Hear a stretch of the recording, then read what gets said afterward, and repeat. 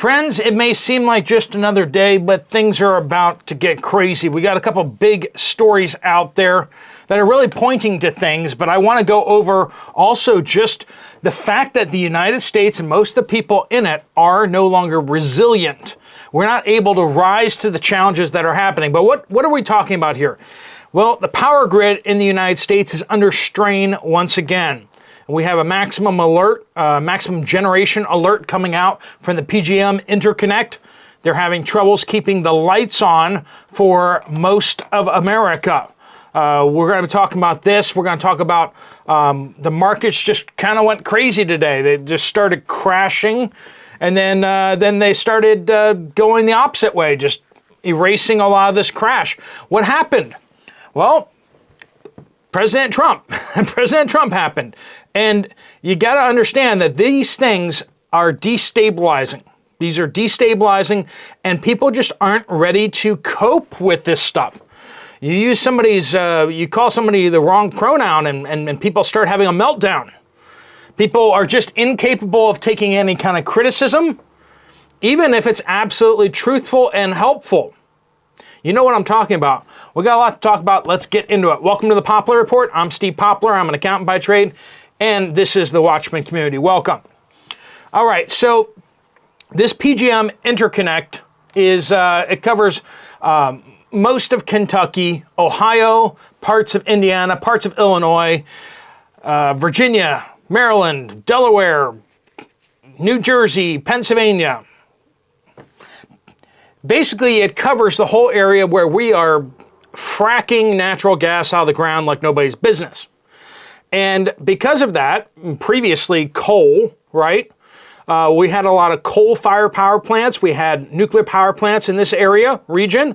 So it's always been kind of an energy-rich area that has exported power to New England, to the north, and to Duke Energy down in the south, as well as out west to Indiana, Illinois, and others out there. Basically, Chicago runs its power, its lights, mostly off of power imported from the PJM. So, PJM issued a maximum generation alert. Basically, all generators across the PJM need to be ready and available to go to full power. So if they're in maintenance, it's like, stop maintaining and put it back together again because you need to be ready to go. And where this really hits home is even if they start maximum generation, they tell all the power plants, get online. If they don't have enough power for their buffer, they need to have a certain amount of power that's ready to go in case a whole bunch of people decide to turn on their ovens all at once or whatever, or turn on their air conditioning, which is really happening right now. And they're going to stop exporting power. If they regulatorily need to keep that buffer, they're going to shut off their exports to Duke Energy. They're going to shut off exports to New England. They're going to shut off their power exports to the Chicago and the Plains areas. And this will most likely have a much more dire impact on those other grids nearby. So this is not just we're gonna be struggling to keep our lights on, but this is an alert that we're gonna stop exporting power. And so ironically, this PJM interconnect alert is actually gonna impact those other grids more than even the PJM. And we've seen this before, we've seen power outages. But that's not what I wanna talk about in the video. I wanna talk about what happens when people's power goes out. In America, what happens when people's power goes out? Mostly in America, people wait for the power to come back on because it usually comes back on very quickly, and we're used to that. In my recent trips to the Philippines and to India, the power is a little less dependable. Now, being a rich Westerner, if you're from the West, you're just rich, right? You can stay in nice hotels for $30 a day. If you're spending $45 a day in some of these places, you're staying at the nicest place in town. And when I say the nicest place in town, oftentimes they have a generator backup. So when the power goes out, you may not notice except your lights flicker a bit. It goes out and then like 20, 30 seconds later, the power comes back because the generator starts running. Anyway, so you get a little insulated from that, but you'd realize that days at a time, the power just is out. And this is something that you just kind of get used to in these countries. And it's like, that's in the city too. When you talk about people out in the village, they lose power for days and days at a time. They're used to it. Most of them cook over wood fire, or they have bottled natural gas, or propane or whatever. So they're used to cooking on something that's not linked to the power grid. But what about Americans? Are we resilient enough to kind of handle power outages? I don't think so. Most people aren't. Now, I'm preaching to the choir. I know you're like, I got backups. I'm ready to go. You probably are. If you're not, well, that's something you probably should look into. If you have food stocked up, make sure you have a way of cooking the food, right? If it's like MRE type stuff, then you don't need to cook it. Or it tastes better if you heat it up, and it may have heaters already in there. That can get kind of expensive though, right? Canned goods, one of the nice things about canned pasta, like canned raviolis or whatever, is you can just eat it cold, right? It doesn't taste the best, but it doesn't taste horrible to get canned ravioli. You just eat it, right? And some other canned goods you can just eat as well. But, usually it tastes better if you heat it up. And some foods, like, dehydrated foods and freeze-dried foods, you kind of need to heat it up in order to actually reconstitute it, right? And most people in the United States are just not prepared to do that. They have their grill out back.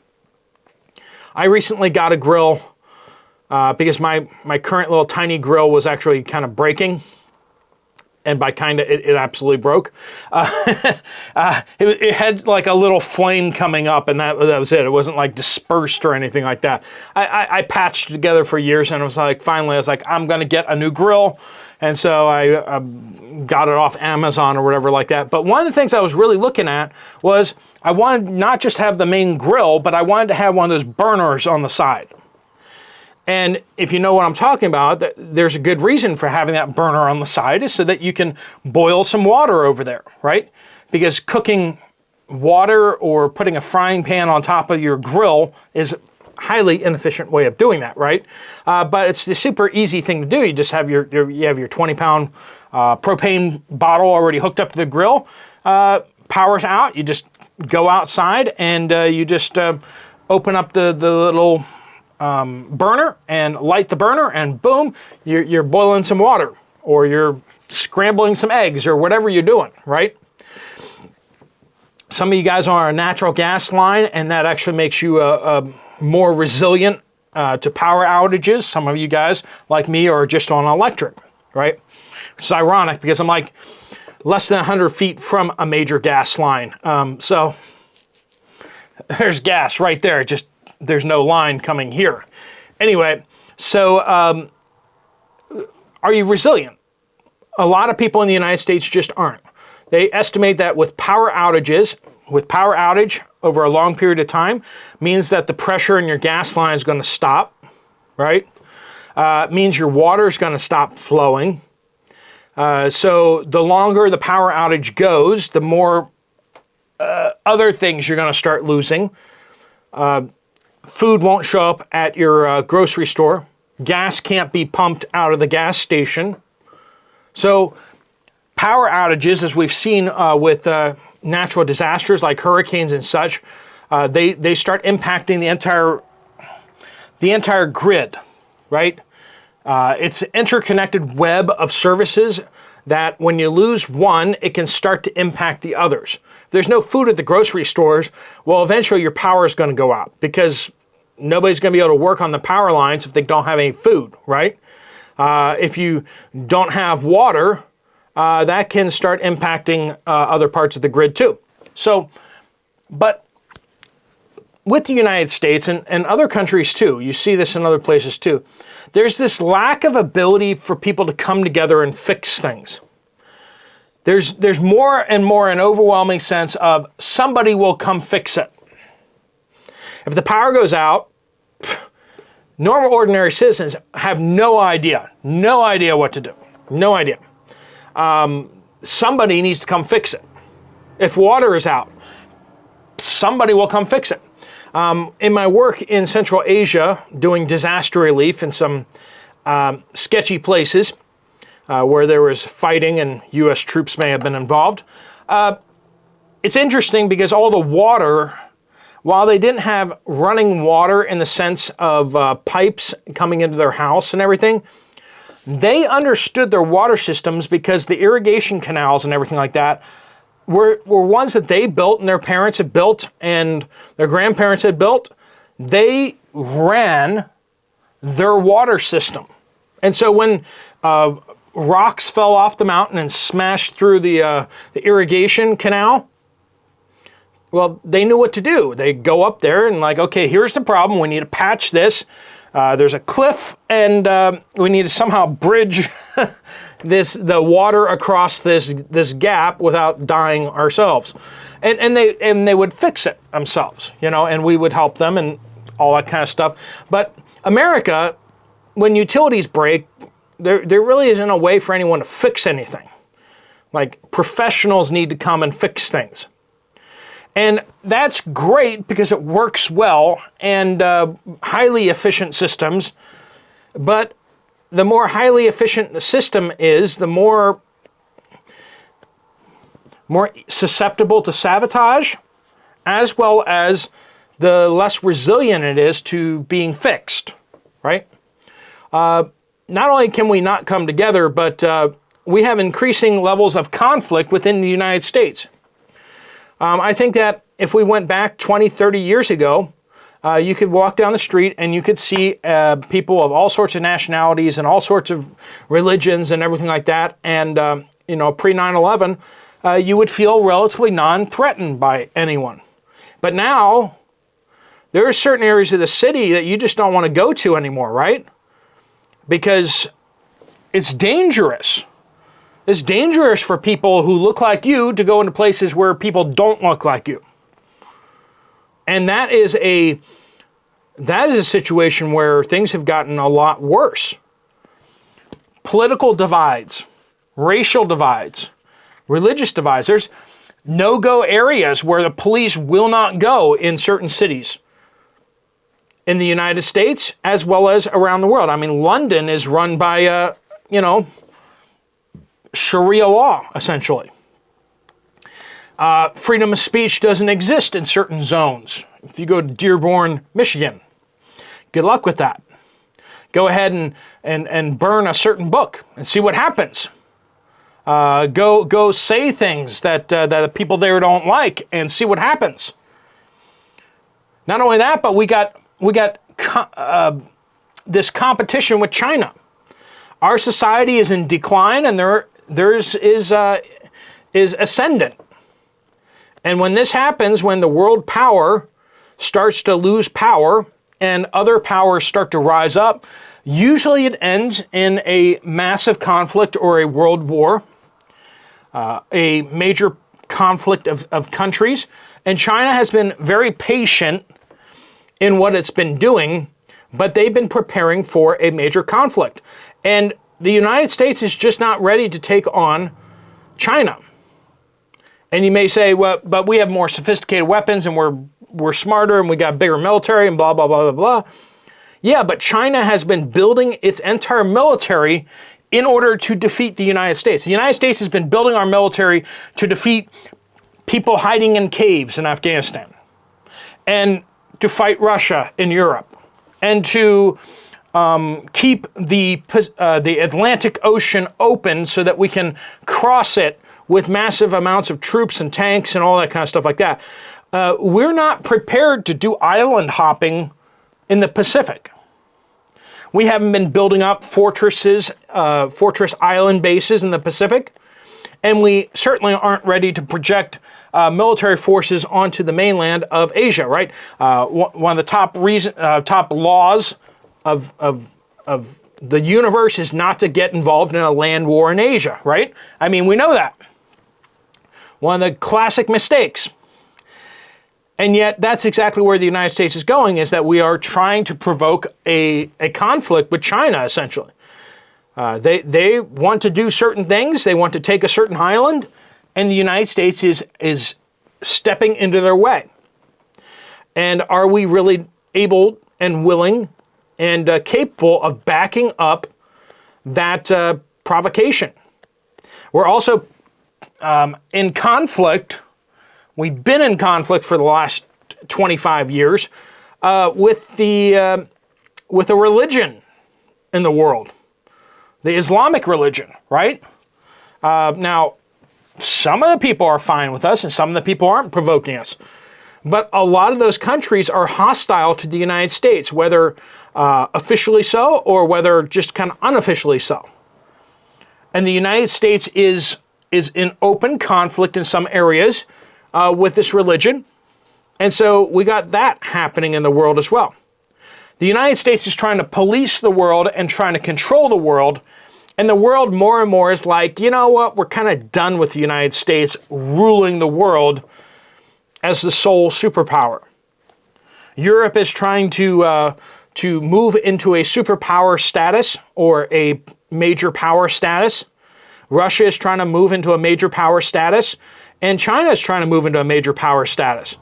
And they're trying to pull the United States from being a superpower down into being a major power. We talk about this, that the United States has ruled a unipolar world. We're one pole. The United States is the lone superpower. And they're moving us towards a world where there are multiple powers that are more kind of equal in power. And the United States is in decline. You can't say it any other way. We can't build aircraft carriers fast enough. We can't build enough fighter jets to replace the fighter jets that need to be retired. We can't build enough munitions, smart bombs, missiles, everything else like that, even artillery shells. We can't build enough. We are incapable of sustaining the empire that we have built. And as the world moves more and more away from the US dollar, the world is less happy about funding the United States empire. We got these conflicts out there, and if we go into World War III, what do you think of the current crop of Americans out there? I know most of my audience is a little bit on the older side. You're older than me. Most of you guys are in the 50s and 60s and 70s, and so like I said, I'm preaching to the choir. Do you really think the teenagers and the 20-something-year-olds today could win a world war against the Chinese, to make the massive sacrifices that will be needed in battlefields that may have nuclear weapons deployed, drones, taking people out right and left?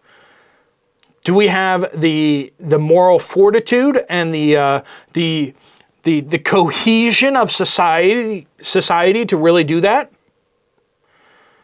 Can we really throw red state hillbillies into the same unit as preppy, blue-blooded liberals with gangsters? Put them in the same unit. Is that still going to work out? Like, can they really all fight side by side, or are they going to have some serious issues with each other?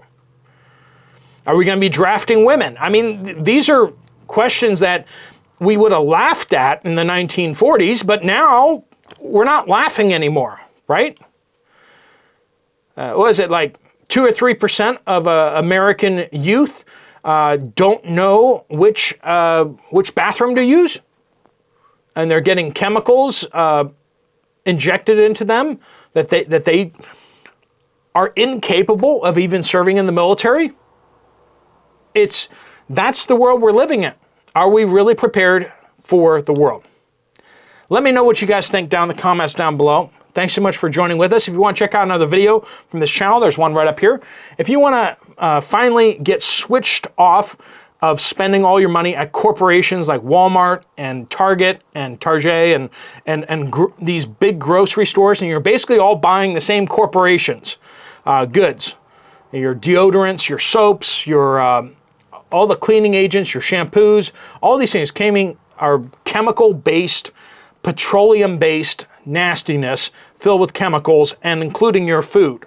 If you want to switch off of that into cleaner options, American-made, not foreign-made, chemical-free, where you can understand the ingredients and you actually have a personal shopping coach, basically, where they will answer your questions about all the products.